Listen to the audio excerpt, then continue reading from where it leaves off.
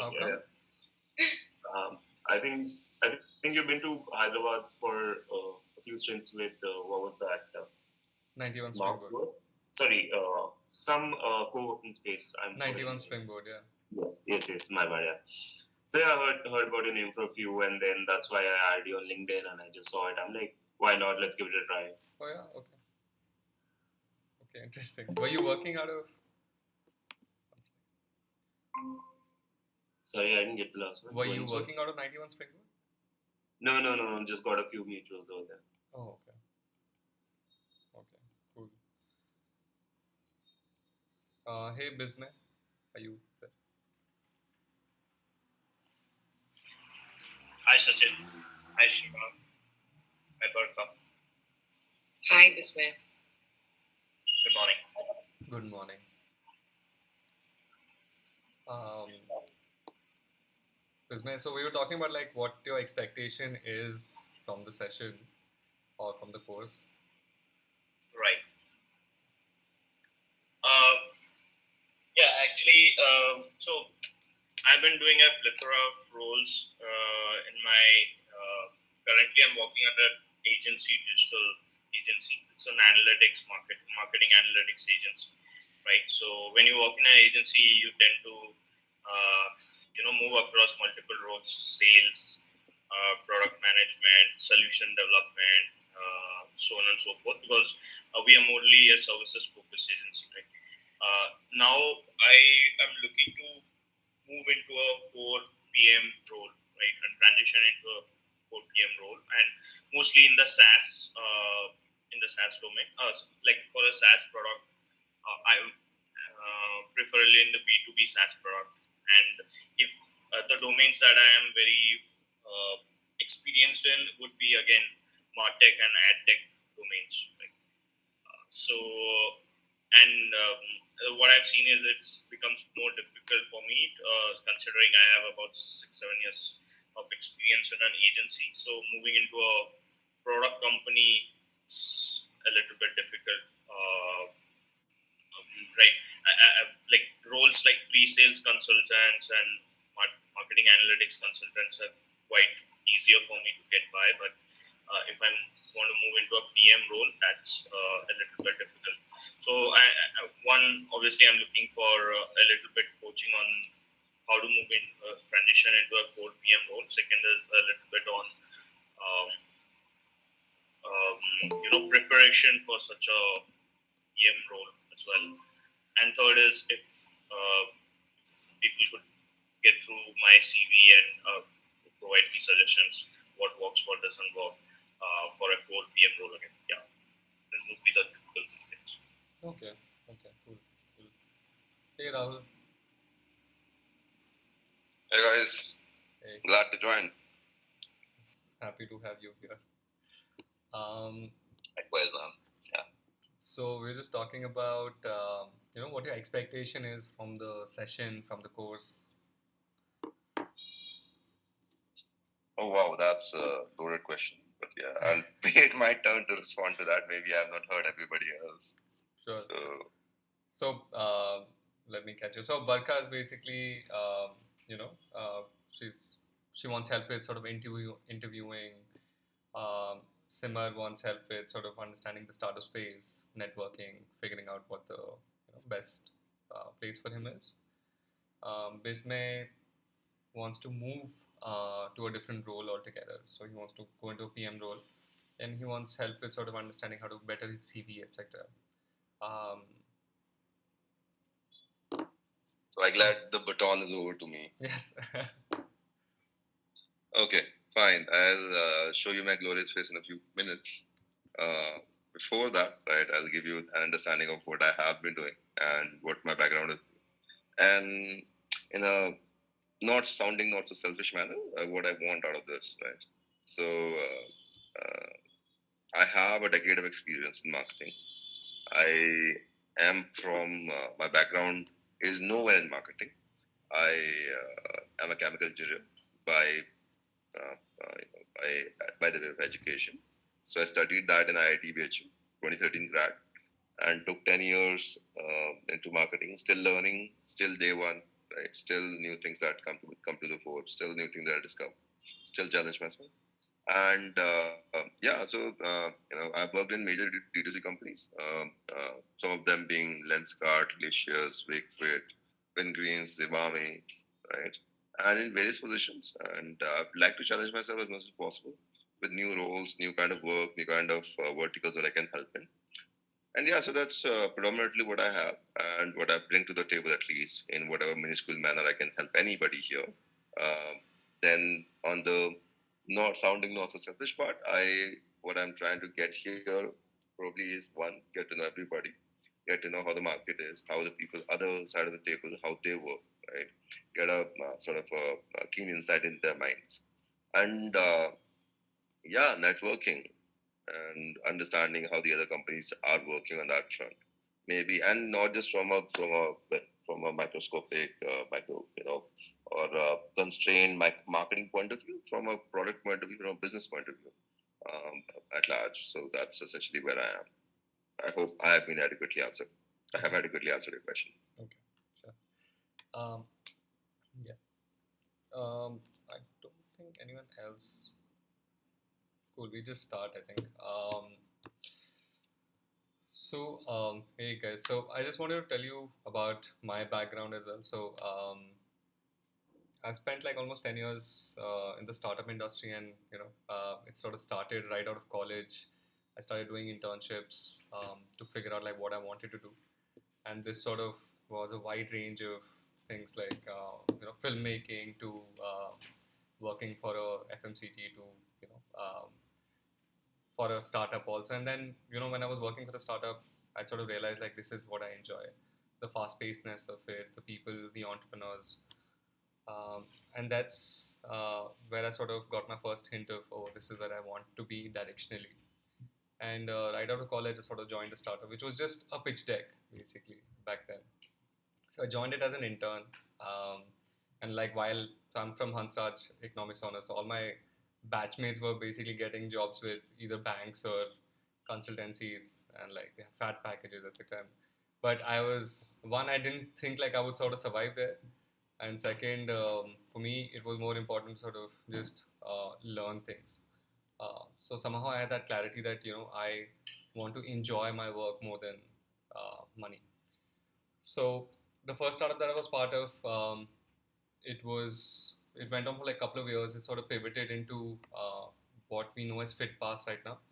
It sort of raised money from Indian Angel Network after a couple of years. But then by that time, we had sort of decided to part ways. So one of the co-founders had taken it in a direction that he wanted, and me and this other co-founder sort of moved on to Car Deco.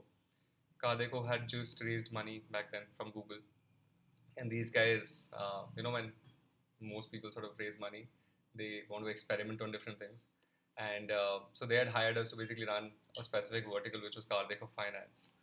Um, this was like almost 10, 12 departments were launched all together at once with the money, and there were only two that sort of remained still. One was finance and the other one's insurance. um, so this was also my first foray into learning how to be a product manager. So I built sort of Android apps, and I didn't know anything about technology, by the way. Like that was the fantastic part. Learned how to sort of do marketplace, learned how work with engineers, write product market documents, um, product requirement documents. Sorry. Then sort of launch a whole product first life cycle. HDFC had come on board as an investor to Cardeco, so worked with their internal team to launch a product for them. So this was a nice sort of experience into product management, and realized like while product is great, all the decisions were taken from the business side. So I wanted to understand what's happening on that side. So then I sort of switched from a product role to a sort of P&L role. That was 91 Springboard. That brought me to Bangalore, and back then again, 91 Springboard had raised money from a few angel investors. So they wanted to sort of launch their South India chapter, Bangalore and Hyderabad. So for me, it was like a mini CEO kind of role. Sort of build the team from scratch, set up all the different offices, hire teams, sort of set the culture, figure out how to train them, how to sort of scale this whole operation. So it was very exciting for me, like for a couple of very grueling, of course, but very very exciting. So did that for like almost 2.5 years. Then I realized like I wanted to start out also. Like it had been sort of on the back burner for me. Like one of my passions was sort of gaming. So I launched a gaming company which was called Happy Games with a couple of friends. This then sort of snowballed into making. We made almost 7 games over 4 years. I recently just shut it down. I realized like it's something that is not going to scale because not enough people sort of are into offline gaming in India. And I didn't want to go online because that was not the vision that I started the company with. So we made decent money, but it wasn't enough to basically like sustain us for long periods of time.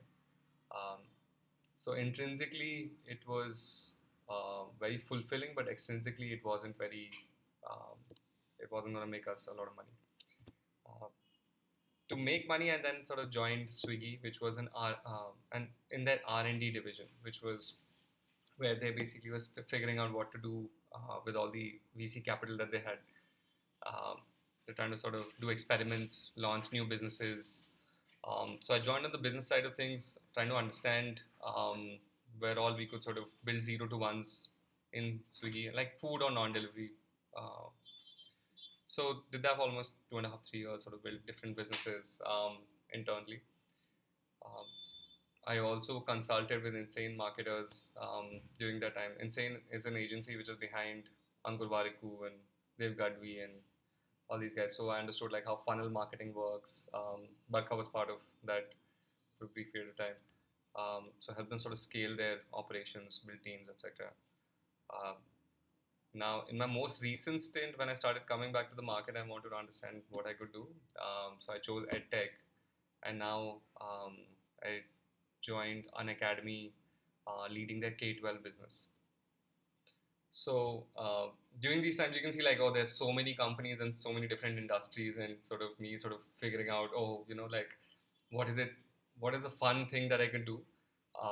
And for me, like that was very important, like finding a role that sort of was of interest to me. So during this, I wasn't trying to build a narrative of like, oh, this can I do this, and then I'm gonna do that, and I'm gonna do that. It was always like, oh, like the story I'm telling you is obviously like a post narrative. Um, but I realized like something that I picked up over the time was like trying to figure out how to sort of approach or create an opportunity within these companies, within these startups, for myself. So that's the commonality that I had, and I realized like, oh, this is something that I could sort of help other people with. And the reason to basically do this was, and a friend also suggested that I should probably do this in a cohort fashion. Um, so just trying to help people sort of understand if I can help them with their careers. Trying to figure out like not just the actual getting part of the job, but also like trying to figure out the soft aspects of the career, the direction, the motivation, the career values, and what are the questions you can ask yourself at different points to better your understanding of how you are sort of positioned in the market. So that's the reason for this cohort. Um, any thoughts, questions?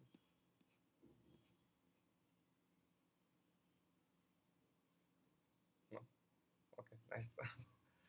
But interesting, really, like, so many different things. Yes. Like when you go deeper down into that, like, different industries, I think that will be more interesting aspect. Yeah, yeah. Um, Earlier it was more about, oh, can I find the right role for myself? And now it's sort of become, can I find the right industry where I can sort of, make a bigger impact? So it keeps changing over time depending on, my understanding of what I want. So that's really the key to this whole thing. Um, cool. So I wanted to basically take you guys through what I've planned. And one second, let me just present this.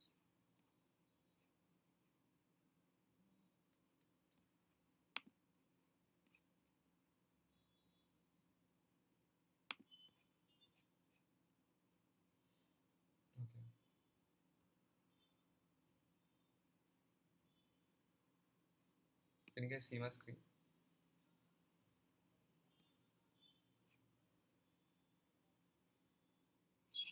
Yes. Cool. So I think you guys already sort of did your introductions, etc. So we're gonna fast forward to this part. So how I've planned this is basically 5 group calls, which will happen on a week-to-week basis, where I want to cover different concepts, and after the concept, we'll do some Q and A's, and then we'll get to the assignment bits. These are like, because it's job hunting, and the pun that I've used is that we are going to basically like figure out like the whole hunt bit. So number one part of it is mentally prepping for the hunt, which means important things to remember: setting expectations, finding the right um, career value system for yourself, mental model that you can use to basically find the right job. And I'll sort of go into depth on what I mean by all of these. So this is going to be covered in today's session. Second is sharpening the harpoon, which is um, like, even if you have uh, like, when you're looking for the right opportunity, even if you basically know what you want and you don't have the right tools to basically crack it, you won't be able to get through. So sharpening the harpoon is more about building your CV and your LinkedIn, and figuring out the tools that you need to basically crack the right opportunity. Uh, Knowing the animal is basically understanding what kind of jobs are right for you, what kind of industry is right for you, researching and sort of shortlisting companies that basically will help you in the long run. The fourth step is the most important step, which is applying for these jobs. What is the best way to sort of reach out to the maximum number of opportunities that are right for you, and then um, how to interview right, how to sort of close the best offer, how to understand offers, that part of the thing. Uh, Let me just take you through the course structure in detail. I told you about mentally prepping for the hunt. Sharpening the harpoon is basically CV and LinkedIn profile, cover letter. So this will be next Sunday. The Sunday after that, we'll sort of do how to research companies, how to shortlist companies, plus how to reach out to them. Also, reaching out, I'll sort of show you what are the alternate methods that you could use instead of just like going to different job portals and sort of applying to them. In the hunt begins, this is a two-part thing where I want to cover cold email and tracking software in one session, and how to do proper follow-ups in the same one. And the fifth session we could do is two-way interviews, understanding the offer and closing the best offer. By this session, I want you guys to basically have the answers to all the big questions, have all the right tools in your arsenal, and then know what companies to apply to. So if you have all these three things going, then doing this is going to be a piece of cake. Uh, the add-ons that I want to give you during this whole thing are sample templates, and reference documents. These are going to be like, just like, if I'm talking about career value system, then I'll show you like documents that you can use to figure out your own career value system. For CV, etc., like, I'll give you a template CV that I use. You can use, basically just edit the document and sort of create your own one-pager CV. Uh, Group support, as like, all of you are here, I want you guys to basically like talk to each other also, and like figure out, because you come from like varied backgrounds and varied industries, and you can obviously ask each other for help, um, so that'll be super helpful for each other. And personal support, of course. So I'm available on WhatsApp, and if you guys want to do a quick call to basically like ask me questions, etc., that's also on the table. So that's how I've sort of structured the 5 weeks for you guys. Um, any thoughts? Anything else you wanted from this, and you feel like we can add to it, or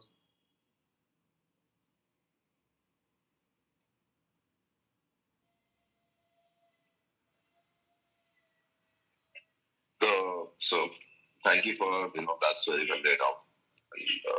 And, I think just one uh, inconsistency that harpoon is for basically hunting the marine animals, and then the other part of this building.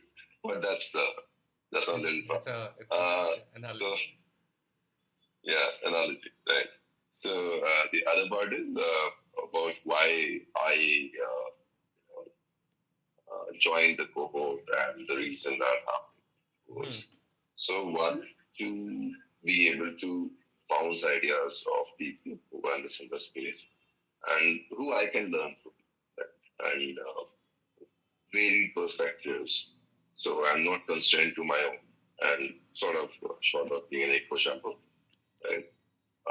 That's one. Second, to reach out people from different companies, like I said earlier. So these are two things. Not specifically for opening per se, but that will definitely be an additional benefit to having to be sure. Okay. So, Okay. So your secondary motive is to basically find a job. Is that what you're saying? secondly, I would say, yeah. So yeah, that would definitely be an additional benefit of this. Okay. Cool. So because this is the first cohort, and what I'm thinking is that I will build on top of this, because this is for me, obviously, like how I've done these sessions earlier was basically as like one-on-ones, like and in fragments, of course, because like if I'm sort of helping someone sort of figure out how to find a job, then it's very like, oh, like can we sort of meet and sort of help? So it's very one-on-one. For me, like cohort is the first time like I'm doing it in group fashion.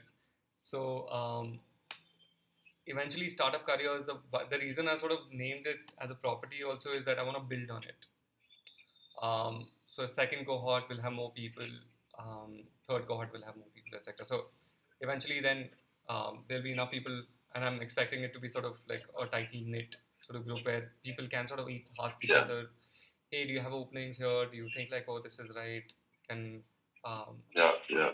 So from a networking perspective, I feel like it sort of have a compounding effect over time. Definitely. I think it will become a community later. That's what I'm hoping to do also. Cool. So should we start with the first session? Do you guys want to anything else before we start?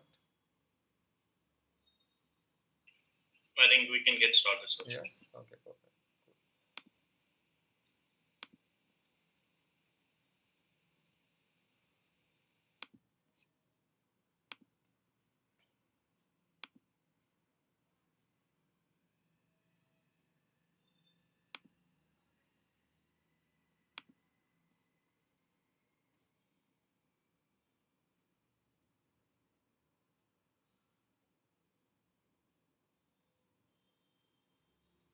Okay.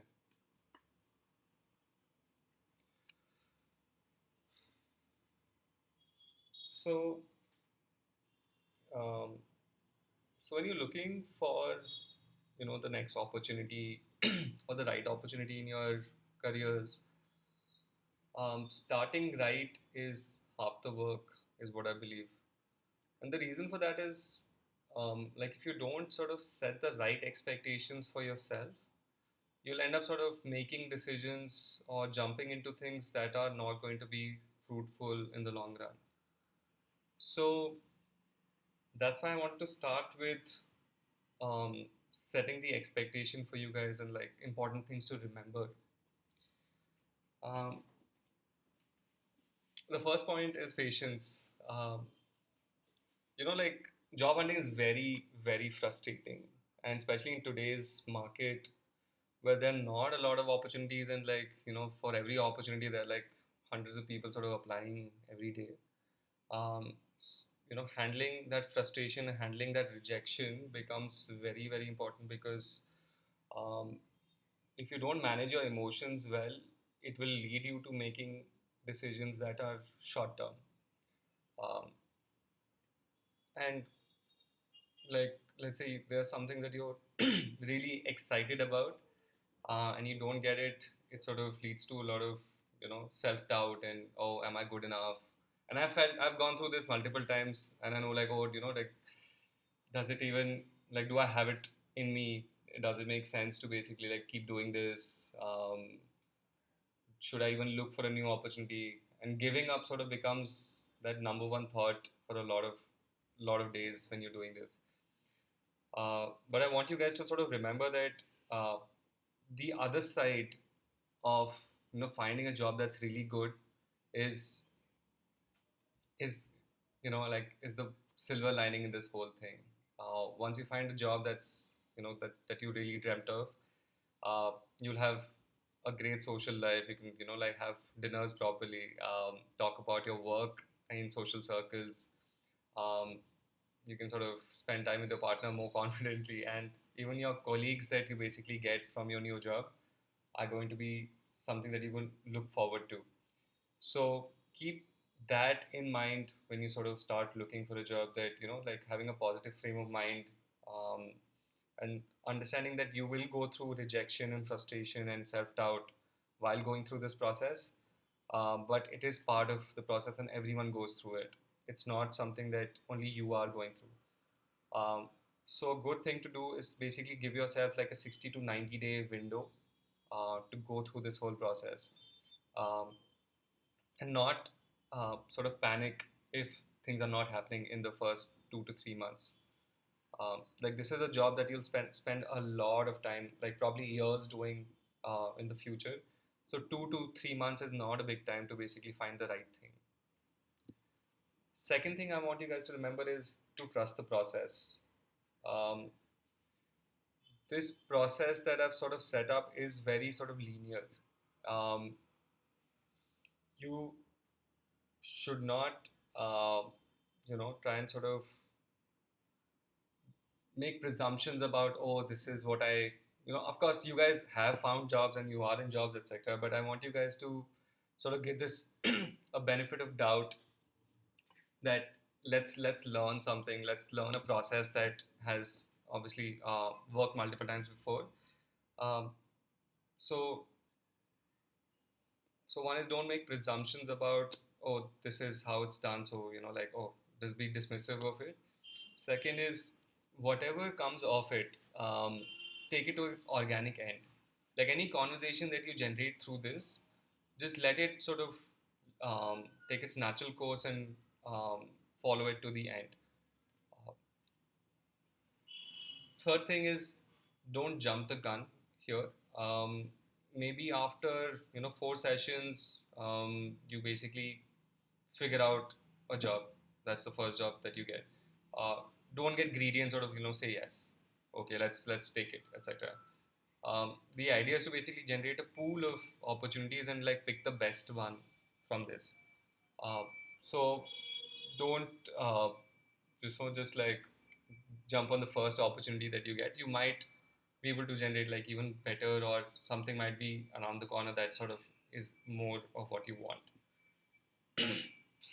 But what if it is ticking all the boxes and it is an ideal one that we are looking for? Of course, that's the next one, which is trust your gut. Right. But you will know, right? Internally, which is what I wanted to get to with decision making, is that internally you obviously know if something's right for you or not, and I will give you the tools to basically evaluate an opportunity. Usually, how I make decisions with stuff like this is, and uh, this sort of will probably help you also. So the answer choices are basically start with yes, no, and then maybe. Um, so if you keep that in mind, that hey, is this right for me? Yes, then it's a no. Like if either it's a yes or a no, then it's easier for you to basically decide, instead of going towards, oh, like um, a maybe bucket. So what you're looking for is a yes internally, to basically decide. Does that make sense? It's a little radical. I got a little lost on that one. I mean, Um, So when you look at an opportunity and you go like maybe, I want you to think in terms of black and white, basically. Like, is it a yes? And if the answer is, like not a yes, then basically you say no. Okay. I mean, I don't want to contradict you, but sort of like, aren't we talking about something in future and, it's always going to be a maybe? Like, it's something that we've not seen it coming. I get trust your gut part, but decision has still to be made, right? Like, if you think about it that way. So with the facts that you have and the tools that you have, if you basically feel it's the right thing for you, then yes. Like it's like a coin toss. Okay. The when you basically decide, when you want to decide something on a coin toss, and you choose head and tails, but while doing the coin toss, whatever you sort of hope for to turn up, that's what you technically want, right? Like the point is to basically understand what is it that you're hoping for. Gotcha.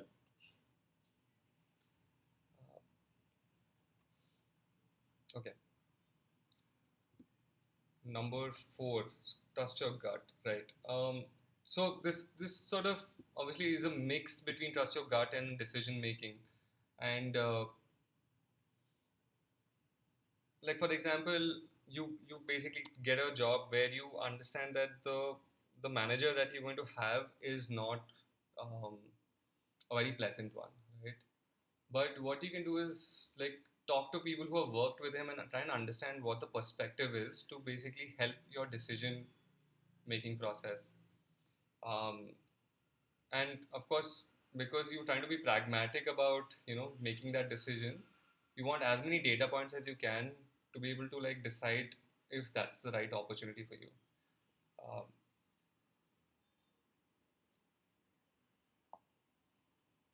yeah.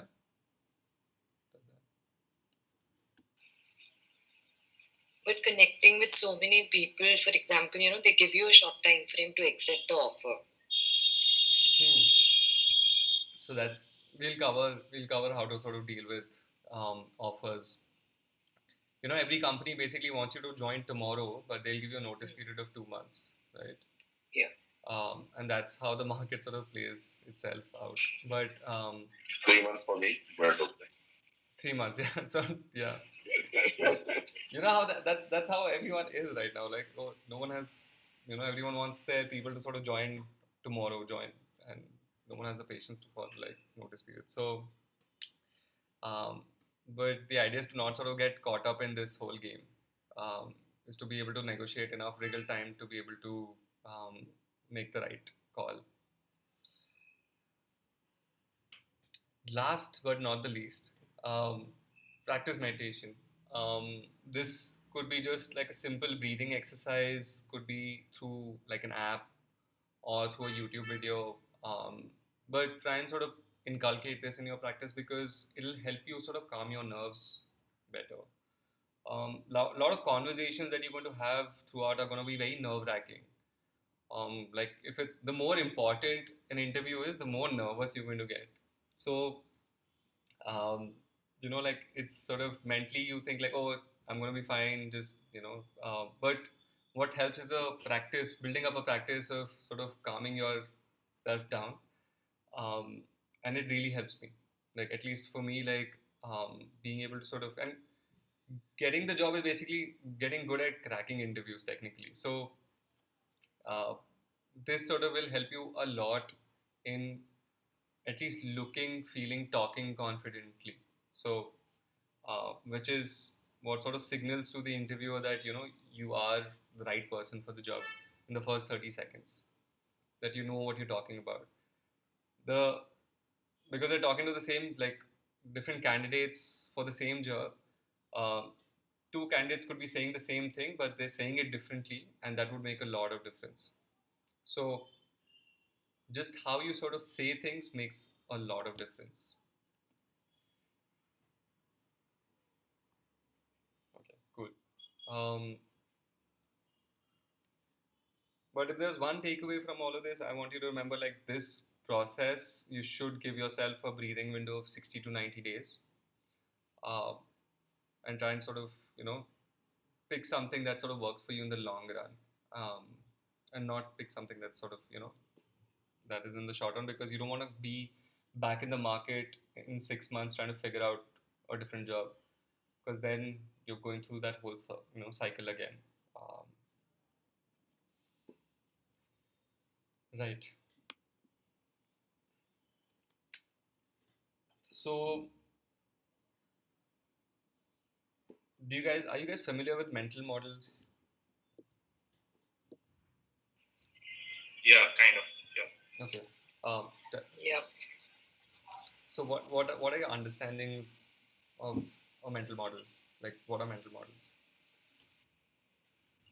Uh, Kind of typical, foundational thinking models, whether it's first principles thinking or uh, you know when you are making a decision to do something, what kind of model or framework that you should Yeah.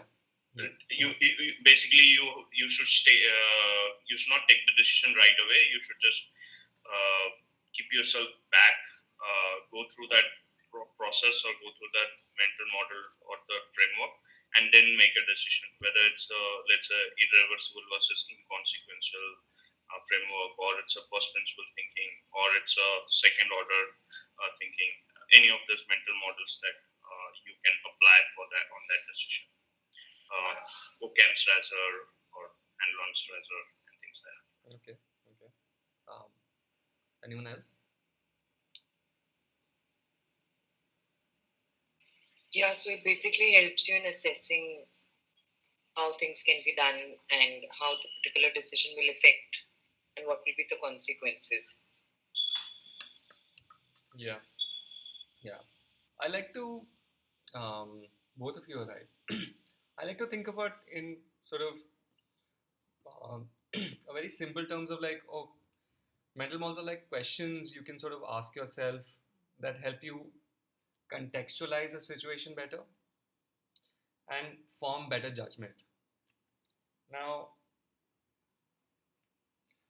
the the reason to basically contextualize a situation better, and that sort of ties into what both of you said, is that if you thought about a situation deeply before it happens, you're more likely to make um, decisions with less emotion. You'll be less surprised when it happens. um, you will be ready for um, that situation just mentally. uh, this sort of gives you more, let's say, contextualizing sort of gives you more familiarity with a certain situation, because you've thought about it deeply before, basically. And the one of the ways to basically contextualize a situation is like you either learn from your past, like, oh, this situation happened to me before, and what happened, how did I react to it. Introspection is one of the ways to basically help you do that. The second way to do that is to basically learn from other people, other smarter people who have been through that whole situation, and how did they sort of react, and how did they sort of come out of that situation, and what could have they done to have led to better results. So one part of it is basically understanding the situation that you're in, and second part is basically forming better judgment. I cannot stress enough on why forming better judgment will sort of help you throughout this process. Um, One way to sort of understand better judgment is like, people who you sort of graduated with from college and you've been sort of working for a while now. Different people have had different trajectories in their lives. And decisions sort of compound over time, and you might not make basically like see better decisions sort of giving you better results immediately, but over the course of 2 years, 5 years, 10 years, the trajectory for people sort of looks very, very different. If they've formed better judgment than their peers. So, having these two things sort of is critical to, um, at least in this context where you're looking for the right job, to be able to like understand what are the questions you can ask yourself to help come to a conclusion that, hey, am I in the right place? and am I going to sort of be doing well in the next 2 3 5 years if I head down this route. So what are the questions that you can ask yourself to figure out if you're in the right job or not? Question number one: who are the people you're going to be working with, and what are you going to learn from them? uh, One of the ways to grow in life is to basically have meaningful conversations, and understanding the people who you basically work with. And I'll share like how you can sort of figure out your colleagues also before starting work. um, Having these meaningful conversations every day help you sort of grow as a person. So if you are, let's say, Barcup 1.0 today, what you want to do is basically next year this time you want to be Barca 2.0, right?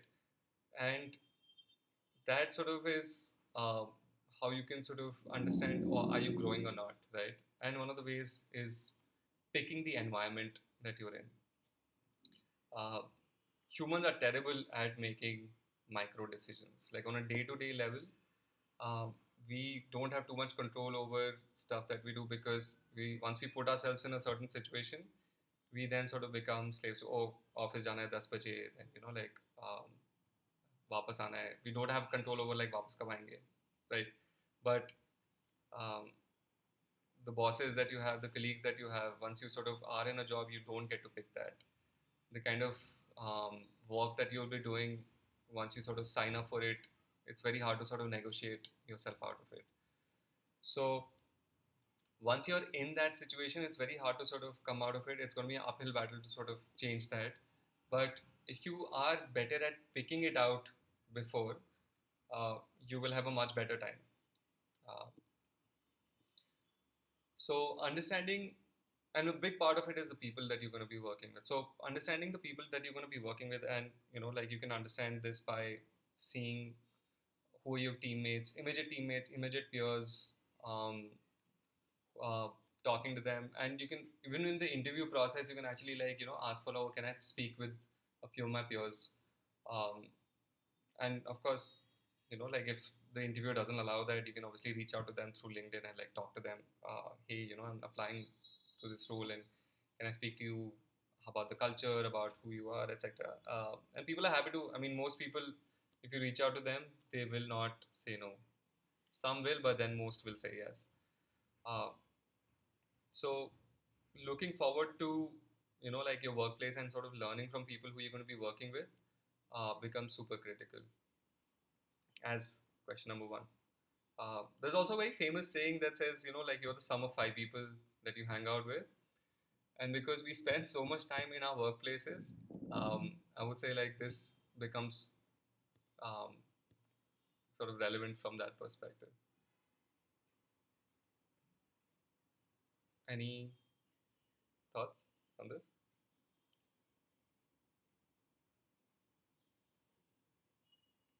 Okay.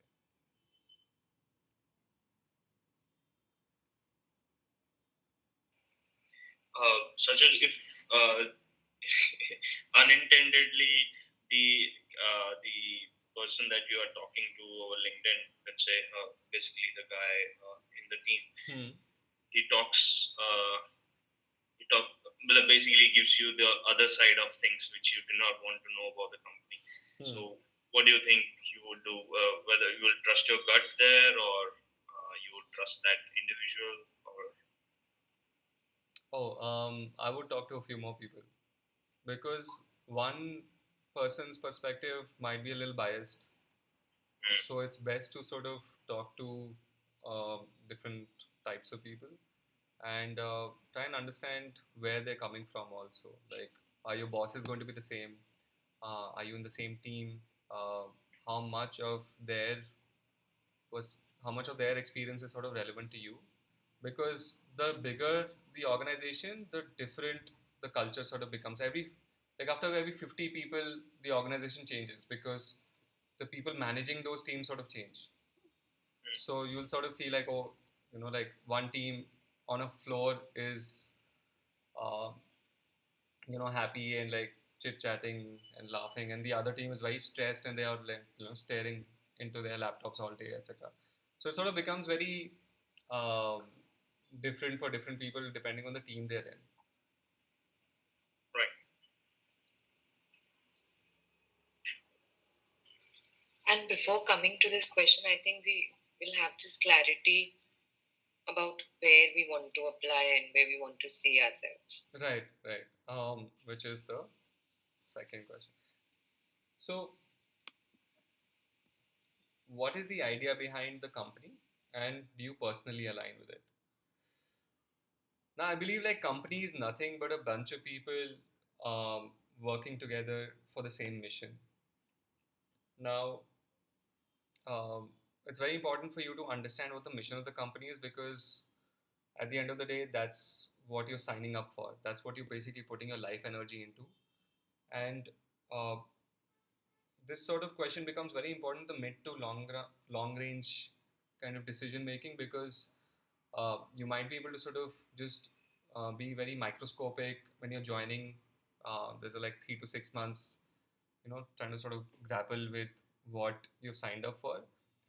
But in the mid to long range, what becomes important is, do you actually align with what the company is trying to do?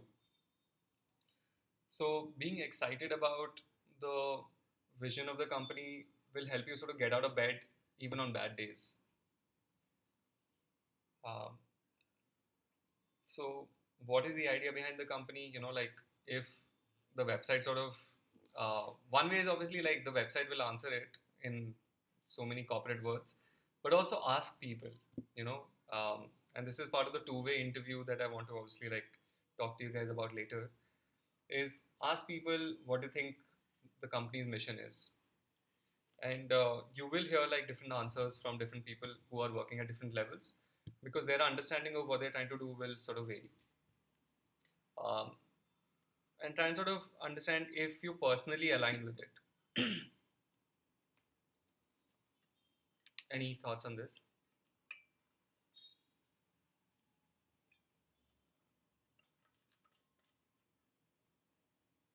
No. Okay. And uh, if it's a remote, like because generally some of the opportunities are also remote or hybrid, Mm. and let's say the company is US based. Hmm. So is there a different, is there any, is the approach still going to be the same, or can it be different? Because uh, you know talking with an Indian individual over LinkedIn and chatting with him on phone and things is different than talking with somebody like from the US side, uh, on the same questions like what is the mission and uh, what is the vision of the company and things like that. So do you think it's different there, or it's going to be the same approach? So, so I think depending on the level that you like talk to, doing your homework, sort of asking before these, before asking these questions becomes important, because how you ask these questions, sets the tone. If you're just asking, what is the mission, then they're going to be like, oh, why don't you read the website? Have you gone through our website, right? Like some people are going to be nonchalant about like, oh, this guy has not done his homework, etc. And is there a reason why you said like US companies? It's going to be different?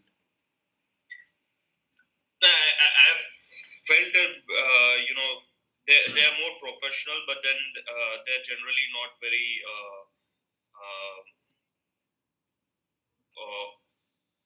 how do I say that, like um, yeah. So when people are very professional, they talk about the work and they don't talk about the um, idhar udhar ki baatein, like around the organization, which may give you a little more insights of the working culture, the team, um, right? So I tried that once. I was talking to somebody from the team that I wanted to interact with, and I was going through the process, actually the interview process, and he was strictly professional about it. So any questions that I was checking, asking him about the culture, it was almost like um, dealt with very professional. Yeah, you can check our social media pages and you can Right. Right. yeah, And so something of that sort, right? Not necessarily the chit chat that happens when you talk with an yeah, Indian. so I think setting the context might be, the right thing to do.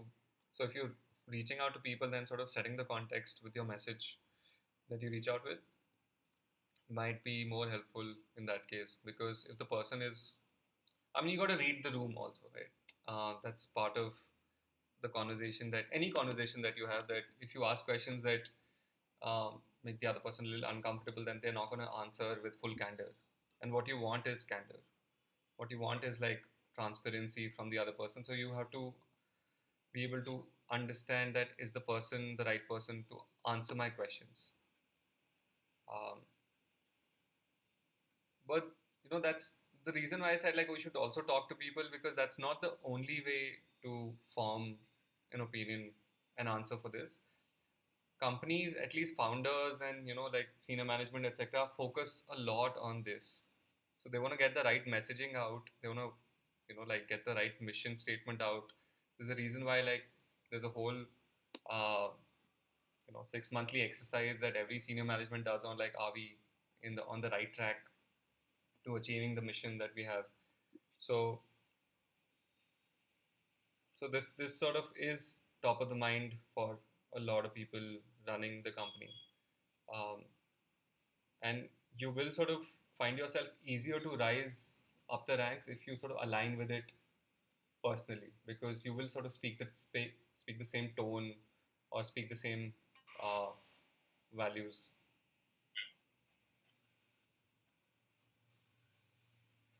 Okay. There's another part of the equation.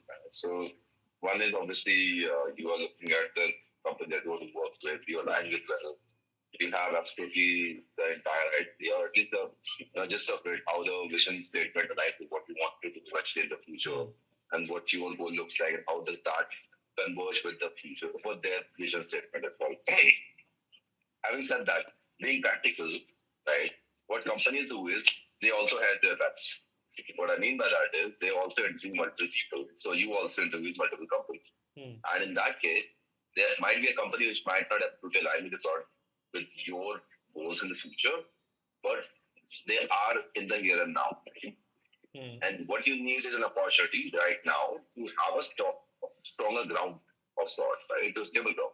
So that, because when what happens is that elaborating from your statement about that people want you want the candidates to join right now, and also provide their own notice period of 2 months or 3 months, right? What happens in that case is if you resign, then the kind of bargaining power that you can have goes down, because the first question or the first conversation always goes around. One of the questions will be skirting around the question, around the fact if you have any existing offer, right? And that's basically dealing with that entire thing, that having first one, that having a stronger ground when you have resigned already, and you're looking out now because you want to be true to yourself as well and to the company as well, that you don't want to look like that you are double timing, right? One is that, and second is that even if you have an offer which might not be one taking an offer regardless of how much it aligns, maybe the overlap is not 100%, maybe it's 80%, maybe 60%, maybe in some cases it will be 10% as well. There's a new opportunity for that money. But what you want is a surer thing right now. So how would your view on that be? Like finding a stopgap solution till you find something that works for you long term. Am I phrasing it this right? Like you have something that works for you right now but doesn't work for you long term. That's what you're saying, right?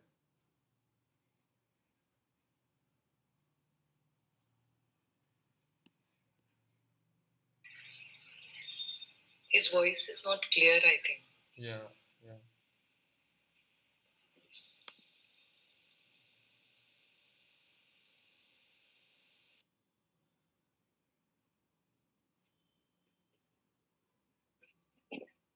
But can everybody hear Sachin properly? Yeah. Yeah. I think your voice is a little muffled Now it is also, better. Rahul. So it is okay now. Oh. I can hear you. Can you hear me now? No, I was saying, are you asking like, oh, if you have an option that works for you in the short run, and Yes. then should you take it So that's versus? one part of it. Yeah. Yeah. So my idea would be, my view would be that take it. And this is not the first time that, might happen with anybody or anyone of us. We also like to hedge our best to get the best offer possible, right? Yeah. The money, as well as everybody can say, bhai, paisa, I want to do good work, everything. And, good work, good team, good company, good founders, good, the kind of statement, good kind of work that people are doing, the functions should be good, I should have autonomy. At the back of it, one of the major factors, if not one of the biggest factors, is also, how much are you earning? Because for some people, it might be absolutely important how much money they're making. And second, one more evolved maybe represents the kind of value that they have in the organization, right? I'm very happy that you asked this question, and after the mental models, I want I will cover the career value system today. What is important to you is basically very personal, right? If And I will partly answer this question when we come to that, but first part of the question is, or does it make sense to basically take up a job if you want money right now? Yes, of course. This is not, I'm not saying like, oh, we need to sort of not take up a job if it doesn't um, like, if your immediate needs are met by it, yes, of course, by all means you have to take that job up. But with the understanding that this is not something that you're going to stick with like in the 6 to 12 months time frame, because this process takes time, and you have to give yourself time to be able to like find the right thing for you, and with the mindset that this is something that you will work with in the long run. Like, the commitment that you basically are making while interviewing for something that you want in the long run is going to be very different, because you're going to say things like, oh, I'm looking at this from a long term perspective. I really enjoy what you guys are working on. I would like to be part of it, and contribute to the mission, contribute to stuff that you guys are building. So the kind of words and what you bring to the table when you look at something in the long run are going to be very different than the stopgap solution. Uh, so first part question, I would say yes, of course. If there's a stopgap solution and you need to take that stopgap, go ahead, take it. But with the understanding that this is a short-term solution to my problems, and I cannot commit to this in the long run, because if I do, then I'm not going to be very happy doing this work, because not something that's fulfilling. Agreed. What was the second part? Second part, I will answer that in the career value system. And sure, then that's okay. Okay, the third question is, what value do you bring to the table? We live in a very reciprocal world. What you basically give is what you get, even if it doesn't seem very apparent in the workplace. Um, the reason why this becomes important is, let's say you find a great company to work for. Let's say you go to Apple, and you find the most smart people that you can work with. um, you can learn from them every day. You can basically their mission statement's great. They're trying to sort of be the most innovative company out there. They treat their people well, so you really align with that mission statement and values. uh, but you're only working there as an intern. Now you're not going to be able to basically contribute a lot and not bring a lot to the table. So what you will end up realizing is you're not getting a lot back from the job as well. So figuring out where you can be a heavy lifter also becomes important, because then that way you get to grow faster, and um, the job becomes much more satisfying at the end of the day. So these are the job lenses that I would say make up for the mental model that help you figure out what is the right job for you. Um,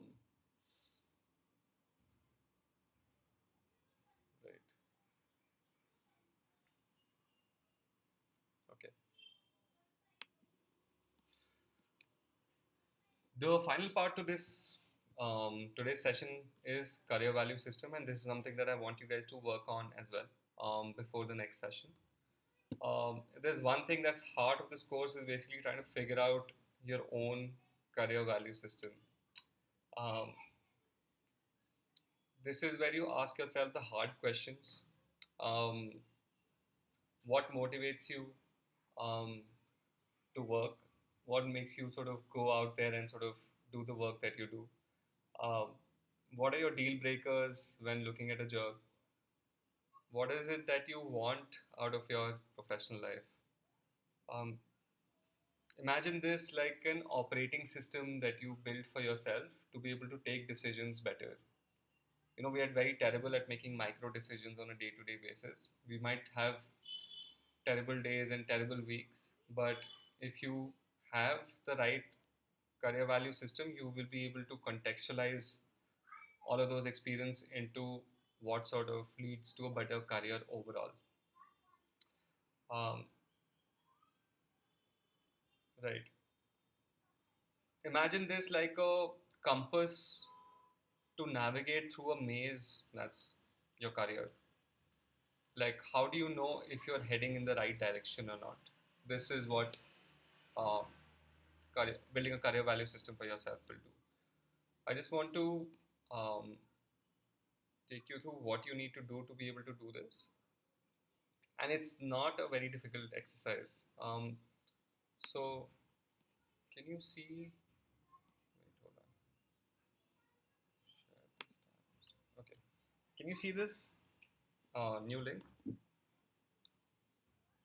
Yeah. Yeah. Okay. So this is a bunch of values that these guys have sort of listed down, and I want you guys to use this to shortlist the ones that basically make sense for you. Um, Remember, like, what is more important is the second line, not the first line, not the first word. The value could be autonomy, but what you understand by autonomy is more important than the word itself. So, if let's say autonomy is receive little or no supervision, um, this is how you define autonomy, then that's great. But if you define autonomy differently, then write that. Um, so, first is to shortlist all the things that you like see which are relevant to you, and then come back, and you can obviously let me see if it has everything. I will send you more in a PDF document. I think that's a more exhaustive list. um, so first is shortlisting values. The second part of the exercise is basically rating those values on a 1 to 5. 1 being the least important, 5 being a deal breaker, like you cannot live without that value. So sort of rate each one of the shortlisted values on a scale of 1 to 5, and then um, be very ruthless when you sort of numbering. Of course, be very objective when you're sort of putting down numbers, and then just shortlist the fives. Just sort of take out which are the ones which are your deal breakers, and you will sort of end up with like a list of 3, 4, probably 5, and list them down in the order of most important to least important. Like, which is it that you feel like is the most important thing for you? So, for me, to give you an example, for me, the most important thing was creativity. Number one value for me was trying to figure out jobs where I could sort of build something. There's something new for me to sort of do, new projects, new programs, new businesses. So that became like my number one value. Um, Second thing was like excitement. Like, am I excited by the work I'm doing? Does it, like, not of course like on a day-to-day basis, but overall, does it excite me to be able to like do this? And third one was money, of course. Like, I wanted to make money, and that became important to me. For me, like, I would not sort of compromise on money, and of course, this sort of grew over time. Like, how much money is um, relevant to where you are placed in your life, and how much experience you have. So money became important to me. Uh, so like I sort of listed down and sort of keeps helping. Like I keep going back to it and understanding like, oh, like does this sort of fit the value system that I have? And I pick sort of jobs which fit into that system. Um, not every, I'm not gonna get everything, of course, but at least the top two, three, I should be able to get, because if I don't get them, then I will sort of end up feeling, and it sort of comes at you sideways that you're feeling very, um, you feel it's just not right, that this is not for you, um, that it is not something that you can do in the long run, that you want to switch.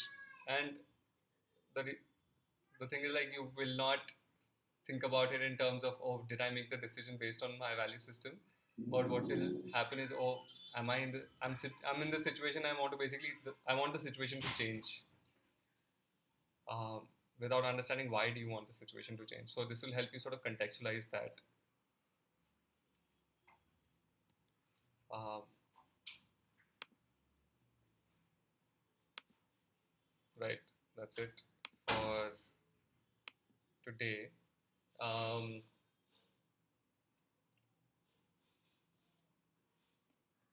so any thoughts, questions on today's session? Rahul, did I answer your question? The second part? The second part, I think it was more about that once you have put on paper, how do you maintain a leverage? Is the question. Sorry, how do you? Maintain the leverage that you have. So that you lose some of the leverage, at least in the quintessential traditional sense. You lose some of the leverage because you don't have a job, and then you lose one. And how do you maintain that kind of leverage? That doesn't matter if you even have a resigned from the current one. Your voice isn't very clear, so I'm missing a lot of words. Okay, just a minute. You know? Hello? Can you hear me now? Yeah, it's much better. Wonderful. So I'm saying is that essentially what happens is quintessential traditional sense that when you resign from a job and you lose some of the leverage, at least in the traditional sense of how the job market and the application process looks like, right? So how do you maintain that kind of leverage? Because one, you want to be true to your existing organization that yes, I'm looking out. I'm not going to slack on my current responsibilities. Even if I'm going to devote more time, then I might as well do that when I'm on my way out, not as my current position, right? That's some of the value that you might have. You might hold that this is how I work, this is how I operate. Now, having said that, within that set of reality, how do you maintain the leverage? That you have to basically serve your notice period and find a job? Is that what? Find a job, obviously, but the same amount of that, the kind of strong ground that you can ask for a higher number that you can deny or decline, right? And because people tend to the job employers themselves, they tend to look at that this person, it does not have an offer right now and they've just resigned, and they might offer you slightly lesser compared to somebody who already is in a job. So yeah, so Rahul, what I've seen is that good companies don't sort of, try and shortchange um, on these things. It's basically companies where they're trying to sort of just squeeze as much as they can in the beginning from the person. Um, Typically, you're not gonna have a good time with them anyway, because they are trying to squeeze you in the beginning, and good people don't do that. You end up what you want is a good workplace where you sort of interact with good people, and workplaces where there is this thing about, oh, can we take advantage of this person's situation, um, are not the places I would recommend, uh, or I would say not good long-term perspectives in general. Understood. However, if you are pressed for choice, right, and these are not small organizations I'm talking about. I've encountered unicorns doing this, and practices like these being followed in unicorns, right? The Yeah. current unicorns at the previous company who now became unicorn, right? I have interacted with those as well. And this is the kind of uh, actually this was time when I was in the organization. This was the kind of practice that we followed, right? It can happen to them. It might happen to me sometime later. And if you're pressed for choice, how do you maintain that leverage? So I think it's a one is your mental makeup. You can't be desperate, right? The more desperate you sound, the more they will feel that they can take advantage of your situation. Um, Second, I feel within within negotiating, there are a few things that you can sort of do, and we'll sort of cover that in the later sessions when talking about Uh, how to sort of understand the offer, how to close the best offer. So I would say like we can sort of pick that up later, but mostly mostly sort of negotiating. Yeah, mostly negotiating in terms of if you're talking about just money, I would say figuring out you you don't have to disclose if they, let's say, you said something very specific that, oh, do you have any other offers. um, you don't have to disclose that if you have offers or if you don't have offers, right?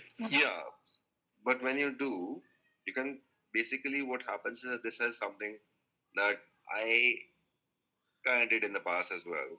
That when you have an offer, you're likely to get a better one. That kind of thing that if you have X, you may get 1.1x or 10%, 5% on the X that you have. हाँ, तो And वही मैं कहने की कोशिश right. कर रहा हूँ, ये जो 1x versus 1.1x वाला जो thinking है, I want to do away with that, Yeah, because yeah, if you find something that works with you in long run, you will make 10x. understood. um, Well, and not so. Yeah, I agree with that. That even why. What I'm saying is, why can't you have both? because to build a bridge takes time, and someone needs to take the first step in that relationship. So let's say you feel it's the right opportunity for you and they are trying to squeeze you for money. Can you negotiate yourself, let's say, a 6 month or a 12-month raise on paper saying, okay, I'm willing to take this offer, but I would like you to basically um, reconsider this to this point, basis my performance. Now, because you've taken the work that you like, you will end up spending a lot of time doing it. So the result is obviously going to be better than what Mm-hmm. you expect. So I'm saying think about it from a long-term perspective that, oh, sure, they're not giving you 2 lakh rupees more or 3 lakh rupees more right now, which ends up becoming not a lot of money month to month anyway. But think about it in terms of um, what you could sort of get after 6 months or 12 months. Try and sort of bake that into the agreement that you have. Even if it's not a uh, paper agreement, can you do a handshake agreement with them so that later on you have that leverage built in? Understood. Understood. Okay. Good. ठीक है. What about you guys? Work कब इसमें सिमर?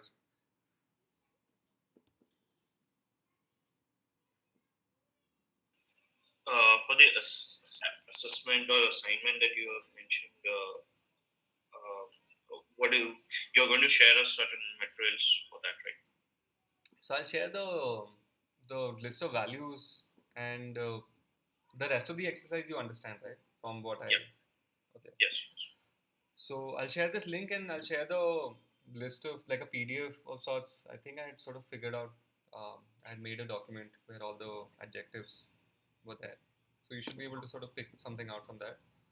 Right. But remember, the idea is to basically define the value as you understand it. That's the most important thing. Okay. Right. Barka, what thoughts? Peter? All good. Focus on the assignment. Okay, nice. Yep, it's a good one. I mean, a lot to ponder over, and I've never done this. Put this in like order. So looking forward to fill them up in the assignment. Okay. But apart from the assignment, any questions, any thoughts you guys had throughout? Things to remember, mental model, career value system. Like that's the first part of sort of setting yourself up for this whole journey.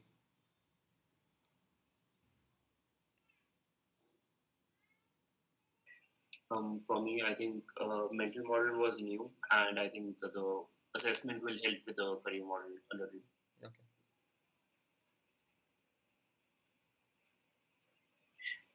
Maybe such a if we can keep some time next time during our session to uh, kind of practically talk about applying certain mental models during some scenarios. Like Rahul was talking about one scenario, right? Hmm. So maybe that will help us internalize the mental model while discussing. Yeah. Maybe 15, 20 minutes, 15 minutes. Yeah. So It sounds good. I like that. yeah. So what we'll do is I'm going to sort of talk about concept in the first 15, 20 minutes, 30 minutes. And the rest of the time, it's basically for conversation and, talking about specific real life situations and Q&A basically.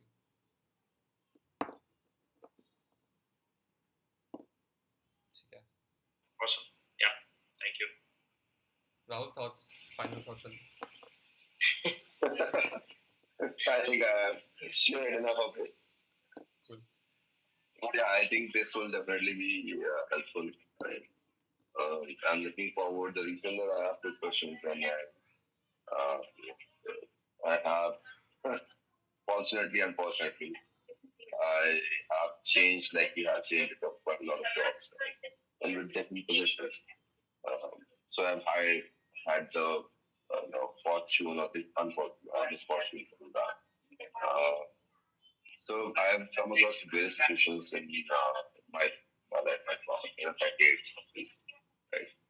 And what I was asking you basically goes along with that, and those are real situations which might happen to any one of us, or the other people who might not join the cohort. But everybody here would be able to impart that kind of wisdom, the kind of learnings to those people who are facing the faces of similar situations. Yeah. So and it's quite common because, and it's not just because you are designing, it's because maybe you are laid off. You are laid off, and people know that you are laid off. Hmm. Maybe let's talk about Meta, for example, or Google, for example, or Byju's, for example, Yeah. or Unacademy, for example, right? Or anybody else in the market, for example, that you are laid off. How do you maintain the fact that people don't take advantage of you, and the work is good, the company is good, everything else is good, Yeah. but they're taking advantage of you. Or maybe they're not. They're giving you 100, but you think you should be getting 110 because of the kind of work that you've done by far, the kind of additional responsibility you're going to be having, or the kind of work that you do, because they are not aware of the kind of work that you have done. You should be getting 110. Why should you not have everything that you want and then? So that's basically where it's coming from. It's not because somebody's trying to take advantage. Everybody might have the best thing at their heart. And what I've asked is, you get as much money as you ask. You don't get anything. You might not get more, but you definitely get less if you don't ask for it. Yeah. No, If you need 110, definitely that's right? Yeah. Asking is half the negotiating, I think. Just because you entered the room with a demand in your head, with something in your hand, right? That I want this. Just that might help you elevate your kind of offering that you have right now. Yeah. So how do you make sure that you are not getting in right for, and even if everything is going well, how do you get the most out of it? You are not about the next moment the company does not turn a profit, or they have some precarious situation that they turn into. For mechanic, for example, that the founders themselves were not, did not have the best interest of the company or the investors at heart. Then what happens? You get taken for a ride. You are the one who received the wrong end of the stick. And in that case, when the company is not going to look out for you, you are supposed to manage your work, not the company. So in that case, how do you make sure that what you get is the best possible that there is? Right. Not 100, it should be 120% as well. But you should get it. You should get all of it. Yeah, that's why I feel I think a lot of it should get answered through the course, like throughout these 5 Yeah, years. definitely. Um, And I Any question, definitely. I'm just posing these questions Hmm. upfront so that if there's something of this that can help you as well in terms of what you want to share, then it will help you in that part as well. Yeah, for sure.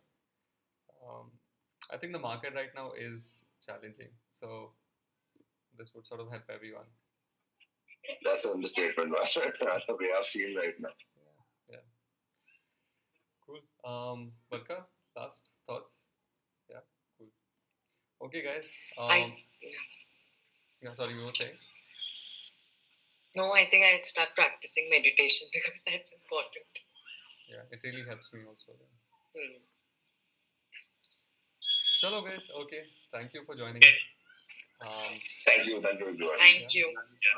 See you next Sunday, guys. Bye. Bye bye.